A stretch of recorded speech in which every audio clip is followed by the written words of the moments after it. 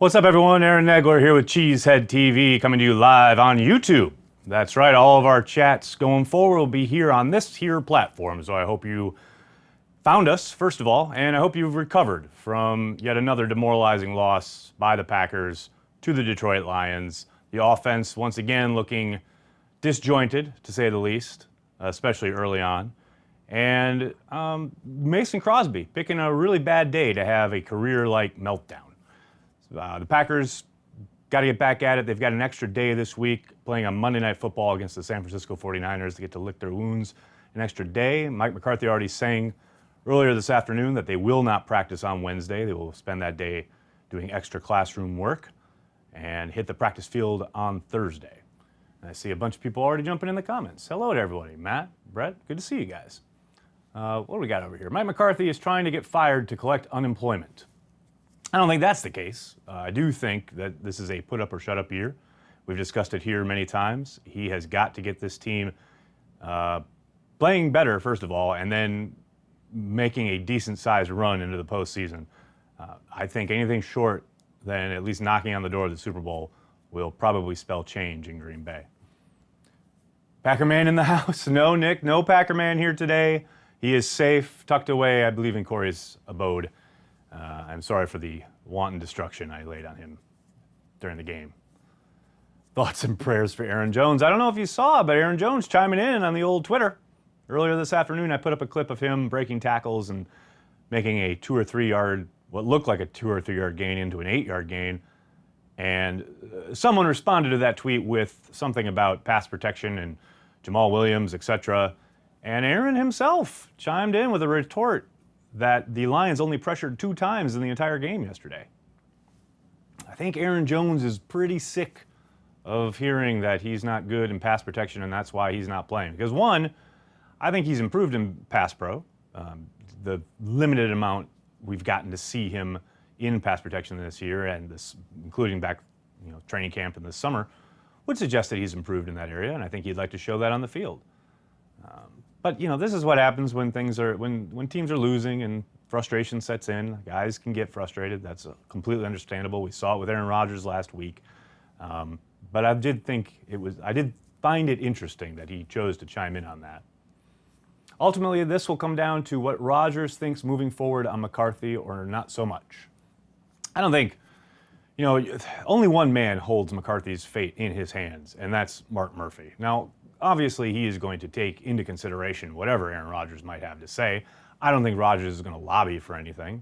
I think Murphy may approach him at some point later this season and ask his opinion, but I would be absolutely shocked if, Rodgers had a major say in whether McCarthy was allowed to stick around or was let go. Packers were so bad yesterday that you can't blame Hundley gum chewing. Yeah, that's true. Jair and Breeland playing versus the 49ers. Good question. Mike did say that early indications are that Jair has a chance to go on Monday night. But he did not come anywhere close to saying that he is absolutely ready. So I think we're going to have to play that one by ear, and we'll see what participation is like Thursday when they practice.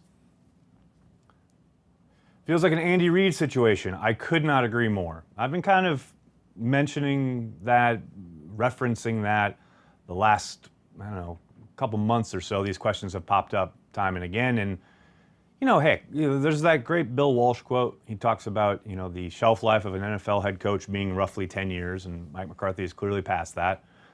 And there's no shame in that. There's nothing saying that he's a bad football coach. He's a very good football coach. He is just possibly run his course in this town. It doesn't take away from any of his accomplishments. It doesn't mean that he still can't coach this game, but the signs are there. The rumblings are there that perhaps his message is getting stale. The one thing you have to remember, though, is teams can start one way and end very differently. We've seen that time and again in the modern NFL, the Packers being no exception. Just have to go back a couple years to that 4-6 start. You have to let the season play out. So no matter what the Packers are looking like right now, you have to let November and December inform your opinion just as much as you do September and October. McCarthy's Friday talk with Murphy will be only about Mike's use of Aaron Jones. I tell you what, for as much as Mark Murphy has indicated throughout these last few years, he often brings up things that are in the media, things that are in the blogosphere, on Twitter, etc. He certainly seems tuned in. Now, I know he has said that he doesn't personally check that stuff, but he does have PR people who help him in that regard. But he certainly seems to at least keep abreast of how the fandom is feeling online. And if Mark Murphy is getting any kind of reports about fan disgruntlement when it comes to Aaron Jones, I wouldn't be surprised if that was a topic of conversation. How short is Crosby's leash? Wow, that's a good question. It's interesting because there's a lot of positivity from the organization coming out after his rough day, from Aaron Rodgers obviously going to bat for him after the game, Mike McCarthy reiterating his trust in Mason during today's press conference. But now that that's kind of seed is sown, so to speak, as far as that horrible outing, I do wonder what will happen? Well, how will he bounce back? Prior to yesterday, he was 10 of 11 on field goals, and that one miss was the extreme left camera. It was 50 plus against the Vikings. That would have won the game. He missed that one. Other than that, he's been perfect. And then he has yesterday. I do wonder if he bounces back and reverts to form. I don't think it's anything other than, okay, Mason was having a bad day. But if he continues even one miss a week, I do wonder if they kind of look elsewhere. And maybe not even in season, but he is one of the higher paid kickers in the league. And you can't be paying a guy if he's going to be throwing away precious points like that, like he did yesterday. Fire McCarthy, there we go. Thank you for joining us. He makes $10 million to not have a rough day. I agree. Fire sale Lions tickets at Lambeau, 30th of December. Ted trying to move some tickets. You're going to regret that, Ted. Wait, do they play December? They don't play in December. Again, do they? I haven't looked. Do you think 21 is here next season? Ha-Ha-Glenn-Dix seems to be a weekly up and down when it comes to fan opinion. I didn't think he had a terrible game yesterday, but I do understand why people maybe are wondering, why they don't see the physicality from week to week. We saw, obviously, the great interception against the Bills. I think yesterday you saw, he got in the backfield a couple times. He had the sack, which I think was much more about the play of his compatriots kind of running the quarterback into him. But he has been solid. I don't think he's been spectacular. I don't think he's been Pro Bowl level or anything like that. But I do think they're going to have a tough decision to make there, because if you do move on from Ha-Ha-Glenn-Dix, are you then sticking with Bryce opposite and trying to fill just one hole, or are you trying to upgrade both positions? Because I think they need to. I don't know. I think a lot of that will be dependent on his play throughout the rest of the year and what kind of numbers they may be looking at. Clearly, I don't think they want to pay top dollar for him, and he may want to test the market. So we'll have to wait and see. Thoughts on EQ and MVS? I thought the young guys looked good. I'll tell you what, I expected Valdez-Scantling to look, I expected him to do well. I thought he actually had a good showing, clearly learned from some of the mistakes last week, and including learning from a mistake in the game. Everyone saw the play where he caught the ball but didn't tap his second foot inbounds, and then later on in the game he had another sideline catch where he did. That's the kind of growth, development you want to see. But for St. Brown, I'll tell you what, I thought he had a really up and down camp. There were stretches where he looked really promising, and then there were parts of camp and preseason where you thought, oh, this guy's a year away from being a year away. But I was pleasantly surprised by the work he did in that game yesterday, and I tweeted it out this morning. He quietly had a very, very solid performance. From just his work, route running, blocking in the run game. In particular, there were a couple routes where I thought he did an excellent job of making sure his cut was on a sharp angle. A lot of times, young guys get in the game situations. You see it on tape all the time where they're supposed to say a deep in cut, and they kind of drift away from the quarterback. He did an excellent job of making sure his cut was on a line.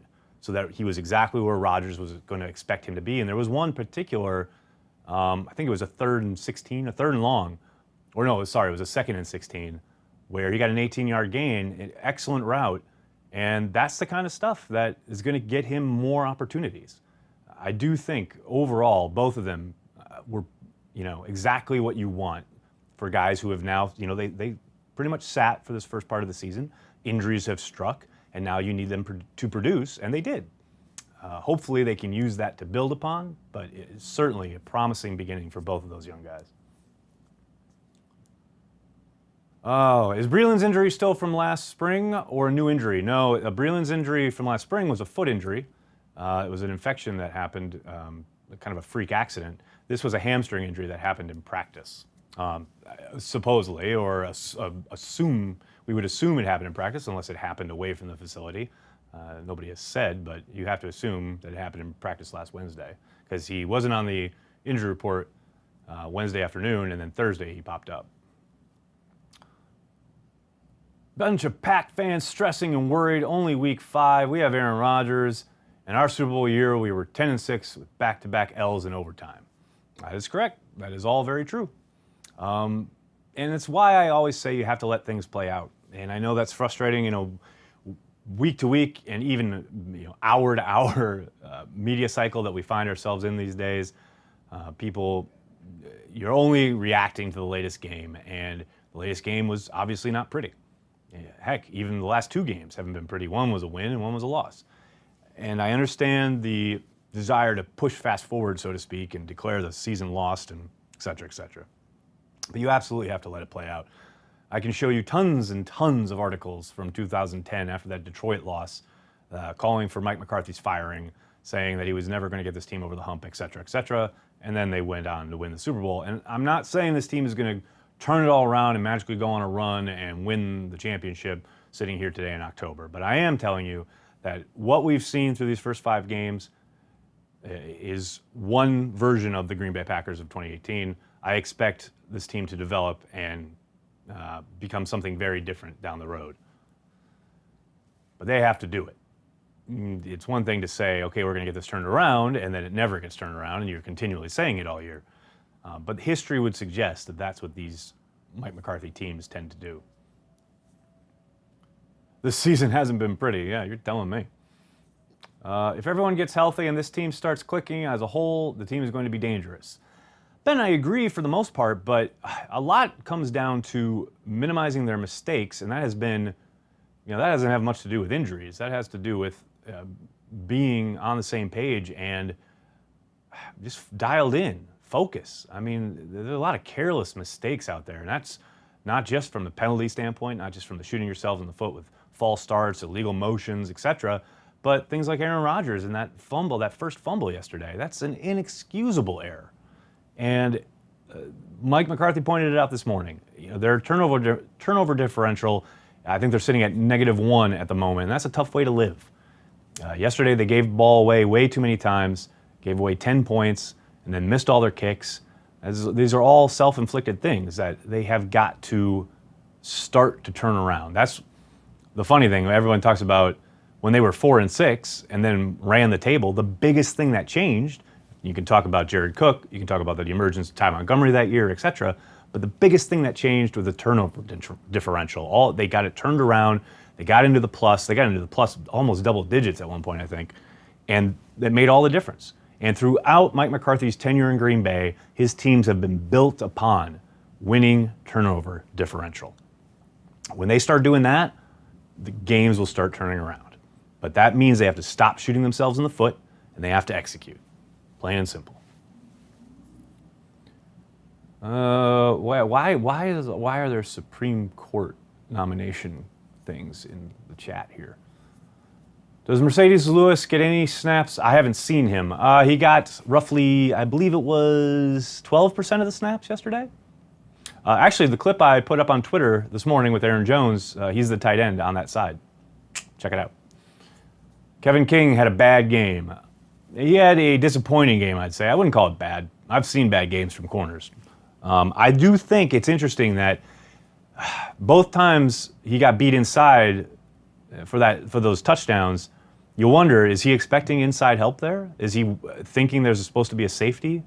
Because he gives up inside leverage. He takes the outside. That would surely suggest that he's expecting help to the inside, and neither time was it there. Now, maybe that's his error. We don't know. As far as like from scrimmage, not in the red zone, I thought he held up pretty well, actually. Yeah, he got beat once or twice, but every corner gets beat once or twice. And let's not forget, he's coming off, what is it, a 2-game stretch where he hasn't played? Got to knock the rust off a little bit. Now, if it's a continuing thing throughout the season, I thought he looked really good at the beginning of the year. Hopefully he just has to play his way back into the swing of things, and he's off and running. Oh, blah, blah, blah, blah, blah. Wasn't that more predicated on Capers' system and turnovers? Well, it's complementary football. It's the offense getting into the scoreboard, getting a lead, and then Capers would be able to send the dogs after the quarterback and try and create turnovers. That's just a system that wants to, play with a lead, basically. And that's how the Packers are built. They're going to be an offensive team, although they sure haven't been through 5 weeks this season. But this is still a team built around Aaron Rodgers and the offense. The idea is to get a lead, be able to pin your ears back. You saw it play out against Buffalo. That's exactly how they're constructed. Even though it was really frustrating to watch at times on offense, that is exactly how this team is constructed. Get the lead, let the guys pin their ears back and get after the quarterback and create some turnovers. You saw it with Kyler Fackrell. The whole reason he came to life down the stretch there against Buffalo is because he didn't have to worry about the threat of the run at all. Go get quarterback. So yes, Capers definitely wanted to create turnovers. That was something they absolutely stressed. But a big part of that was having an offense that put up a ton of points and put stress on the opponent to try and get the ball downfield. Is Nick Perry still on the roster? Whew, that's a tough one. Rodgers' revenge tour isn't selling tickets really well yet. Ryan, it's so funny. All summer long, people were talking about the Rodgers revenge tour. And, it's a great feel-good idea. But, man, the games start and everything changes. No doubt about that. Rodgers missing practice is more critical than Rodgers, Mike McCarthy imply. In my opinion, you play as good as you practice. Nick, I could not agree more. It's no mystery that we've seen Aaron Rodgers missing open looks, throwing off his back foot at the feet of wide receivers repeatedly at times. A lot of that is because of the fact that he's not practicing. A lot of the time, he's not on the same page with the rest of his crew because he's not practicing. And yes, they've reduced that. That first week after the injury, he didn't practice all week until the Saturday. And the week after that, he finally practiced on the Thursday, but he still hasn't practiced a whole week since that injury. Even last week, he practiced Thursday. He didn't practice Wednesday. I completely agree. That is absolutely 100% playing into some of the disconnect on the offensive side of the ball, no doubt. Let's see, will the league's new rules devalue rushers on the market at all? It's possible. I doubt it, though. It's still about affecting the quarterback. Best looking team in the NFC North this year, records aside? I don't know. I have no idea. I don't spend enough time watching the other teams. I will say, Chicago looks darn good, though. That Khalil Mack acquisition certainly paying dividends so far. Let's see, I'll take one or two more here. We got a J.I. torn ACL Schefter report. That's nice. Will McCarthy be going over fundamentals with special teams? Gosh, you would hope so. It's funny, a couple of the guys in the media auditorium today asked McCarthy about, quote unquote, the operation in regards to the missed kicks. And I'm trying to remember. I've been around the NFL now for a while, and I've covered the league for a while, and I cannot remember another beat and another kind of football team where when a guy misses kicks, so much attention is paid to the long snapper and holder. Do those guys got to do their jobs? Absolutely. Of course they do. But, we can just say Mason Crosby had a really bad day. I know we want to look at the long snapper because he's a rookie, and we want to look at the holder because he's a rookie. But you look at the tape and they seem fine to me. I don't know. I'm no expert, but Sure seems like Mason Crosby just had a really bad day at the office. Do the Bears still suck? Of course the Bears still suck. They could be in first place. They could win the Super Bowl. The 85 Bears with the Super Bowl shuffle, they suck. The Bears still suck. Please. Mike McCarthy's press conferences are nauseous. Yes, I would recommend not watching them. Mike Tomlin, your thoughts? Oh my gosh, Mike Tomlin should be applauded. I don't know if you haven't seen Tomlin's comments about the officiating after the Steelers game yesterday. I highly recommend go on the old internet and find them because they're perfect. Any news about Flowers? I heard that he was going to get cut if he wasn't traded, and no one's trading for the guy, so he's undoubtedly going to get cut. And no, the Packers aren't going to pick him up. Fire McCarthy and bring in McDaniels from the Pats. Well, I'm pretty sure McDaniels went back to New England because he's been told he will succeed Bill Belichick, but I guess anything's possible. Mike tries to avoid the good questions. He definitely has a routine and a technique where someone will ask him a question. It happened today. Someone will ask him a question, and he'll start kind of pontificating upon like one aspect of your question without actually answering the question for a good long while, kind of run the clock, and then right at the end he'll say, but you know, I agree with your question, or I understand your statement, and then he'll give some kind of perfunctory like one line at the end, and then he'll move on. Oh yeah, he's been running that playbook for a while. In all seriousness, what even happened to BJ Raji? Oh, he just retired. He was just out. From what I can gather from Ryan Wood's reporting, he was the one who broke that story. He had some family issues that he wanted to take care of, and he was fine leaving and doing that instead of playing football. You know, bless him. Let's see what else we got. Monday Night Football, national TV, embarrassing? Are you saying, are the Packers going to be embarrassing on Monday Night Football? I don't think so. I think it's a get-right game, really. We'll see. I mean, they're without their star quarterback, obviously, and Jimmy Garoppolo. I thought they looked kind of rough against the Cardinals yesterday, but it's a week-to-week league. You never really know. But I'd be surprised if the Packers didn't get right against the 49ers.